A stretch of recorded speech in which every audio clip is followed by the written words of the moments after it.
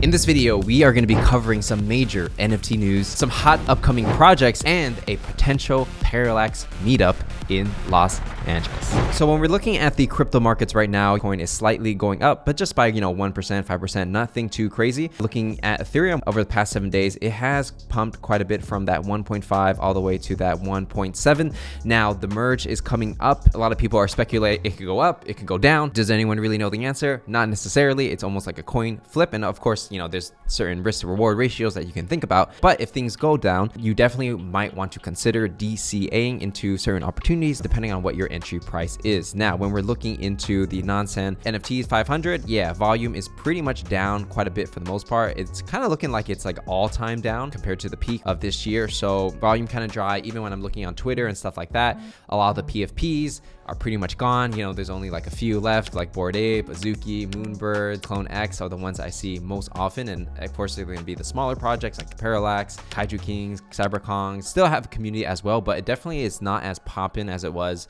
let's say, during the bull market. And that's normal, right? People leave the space. They got to go back to their regular jobs. But as long as you believe in the future and as long as you continue to build even during a bear, I think that's where the real opportunities lie. Now, looking at the fear and greed index, things are at a 25. So extreme fear, possibly buying zone opportunity, maybe. For me, I'm kind of looking at what will happen during the merge, and there's certain entry prices I'm looking at when it comes to Ethereum and some blue chip projects that I do want to pick up, even though I might be catching a falling knife as well when it comes to blue chip projects, right? Because like a lot of people are leaving the space, but some risks are worth taking depending on your current situation. But projects are still minting out. It's very difficult now. You have to actually be good or have some kind of proposition or be really good at marketing, but harder than it was before. Now, first project we're going to talk about is going to be y00ts, one of the hotter projects and hotter mints that recently came out. And the mint wasn't as smooth. A lot of people had some problems when it comes to minting. And then they put this out where they said the art reveal would be postponed to an unspecified date in September. And then they're saying once everything has been tested, we'll announce the date and release it. To me personally, this doesn't quite make sense because I also released the project, in June.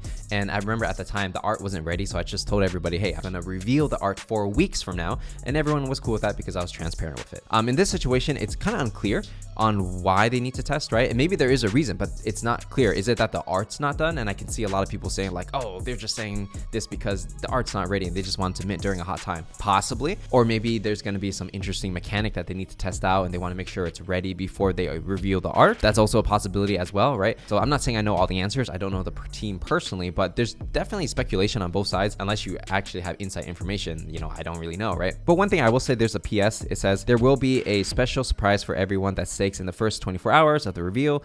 Don't get caught without a tube when this starts. So maybe there is something that they're testing. What would this special staking mechanic be?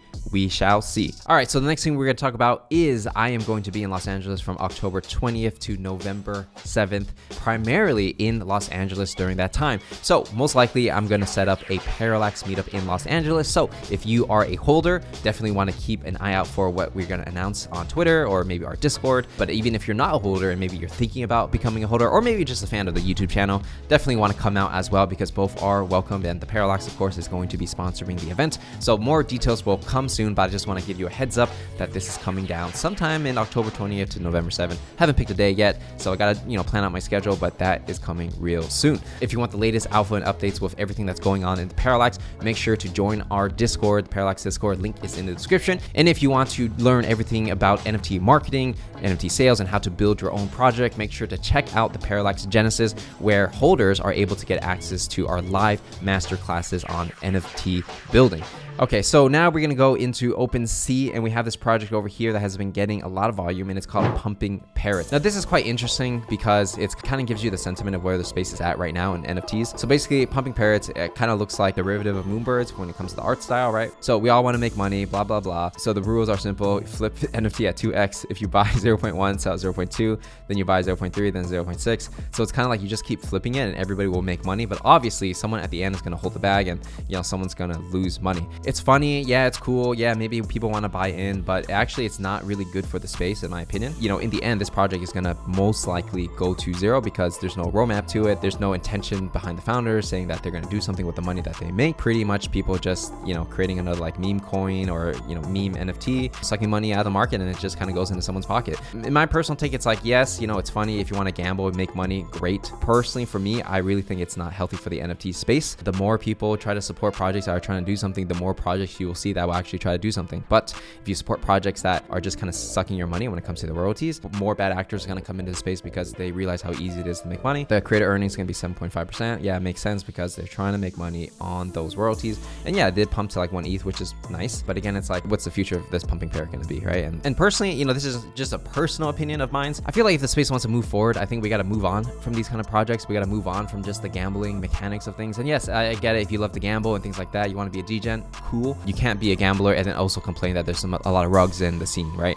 You can't do both. But hopefully in the future, you know, more legit projects come in and more people want to spend their money in supporting projects that I want to build in the long term. And we'll just see how that goes over time. Next project we're going to talk about is going to be Clone X, which is a project that personally I bought into recently, but you know, let's go ahead and talk about this. So if you didn't know, they recently did the Clone X drop where they sold a bunch of merchandise, and then actually the supply was really high, but what would happen is after like a week, they would cut supply and then that would be it. So in the end, they were able to make about $11 million initial mint revenue on these clothes, 180,000 in royalty fees. And it seems like, you know, 2.8K spent per minter, which is actually quite a bit. And there's going to be 3.9K people that actually minted Artifact merchandise, right? So overall, when I look at this, it kind of makes me a little bullish on Artifact, because you got to think about like, this is not a new NFT PFP collection that they're launching to dilute the current PFP that they have. This is literally just them dropping clothes that comes with an NFT, and they were able to make 8 figures with it, right? That $11 million. Right now, we're in a pretty strong bear. We're like probably all-time low for the year. Even during this market, they're able to make, you know, $11 million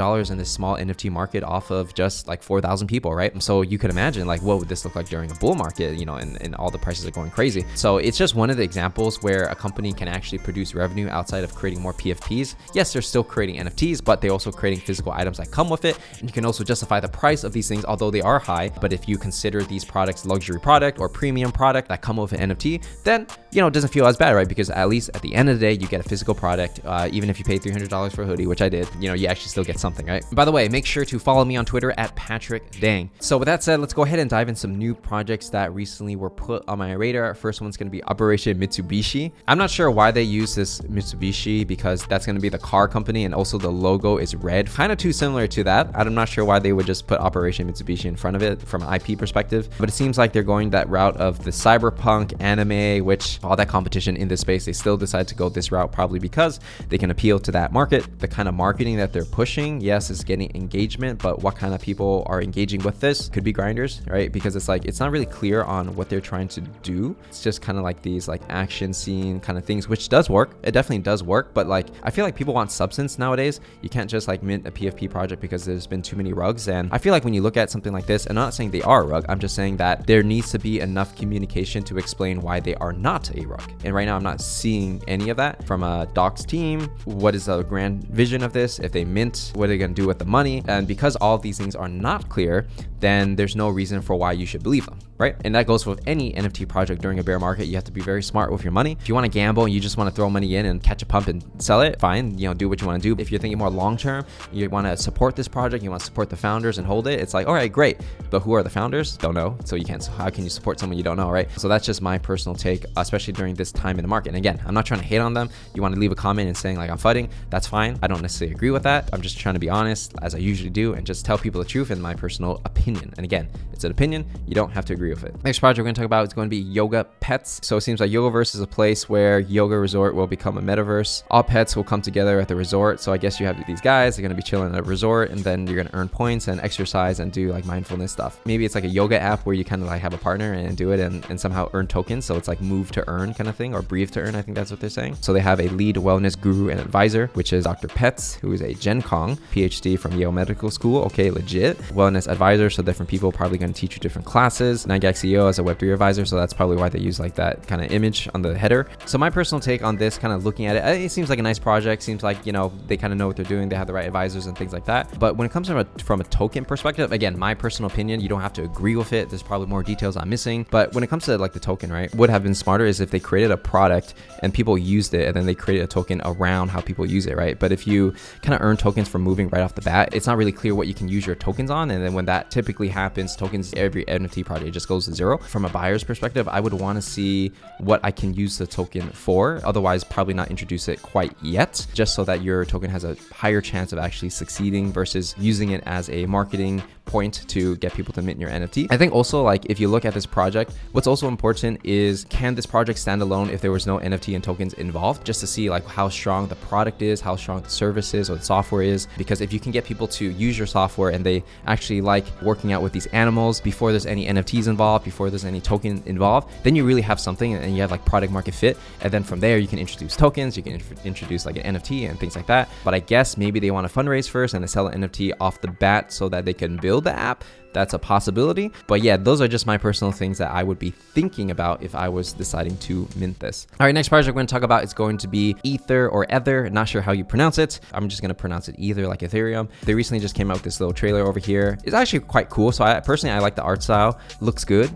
But it's not really clear what Ether is going to be. Obviously, it's going to be by this artist who does like a lot of customized sneakers and customized like luxury product, and he's launching his own NFT project. And it's not also clear who the team is and whether they're going to do an anime, are they going to do a game, a visual novel, or what kind of experience. A lot of things are in mystery, but I think because the art is very strong and it hits like this market of like action-packed art, flames, demons, and things like that, it definitely does hit a niche. I did read some stuff on Twitter where I think they're thinking about focusing on luxury product and anime, putting it together, which is 8's background. So I wouldn't be surprised if it came out with like luxury product that people can buy, and maybe you have to hold the NFT to be able to buy it, or maybe they can do something in mass production as well. We'll have to see, but possibly could be something if they can, sell these luxury products, right? And I feel like in the NFT space, what I feel like works right now is selling luxury, right? Because when it comes to like mainstream adoption, it's going to be very difficult to sell a product for like, $10 and sell it to like a bunch of people, like thousands and thousands of people, because, maybe they don't want to be in NFTs or it's not mainstream yet.